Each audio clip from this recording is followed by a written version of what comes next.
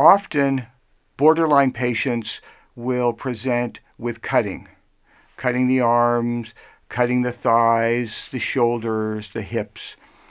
Now, we have a particular way that we approach cutting. We do not see it as a problem behavior. We see it as two other things. First, we see it as a form of communication. This is the borderline patient attempting to communicate to us the distress they're in. So when they present with that cutting, we'll approach them about it. We'll say, "Oh, I see you've got some cuts. I'm sorry this happened to you. Can I look at it?" And almost always they say yes. Sometimes they're ashamed, but they'll say yes. "Can I touch it? Can I touch that cutting place?"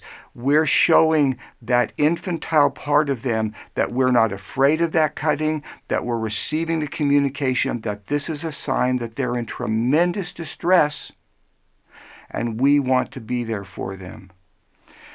Second, we think it is a dynamic that happens inside of them in which one part, an aggressive part that is trying to keep their activation pushed down, is attacking the other part.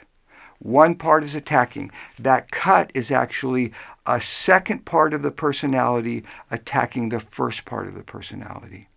And so after we've connected with them, we'll say, "Now tell me if I'm wrong, but is it true that there's one part of you that does the cutting and another part that feels like it's getting cut?" Almost always they say yes. And we say, "Okay, thank you for that.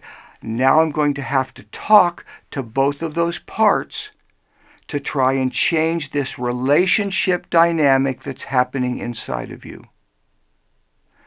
And we'll do a psychodrama in which we use the chairs to talk to each part of this personality, the cutter and the part that's being cut, and we start to resolve that conflict, that deep inner conflict, so that these two parts of the personality can live together and be peaceful and supportive of each other.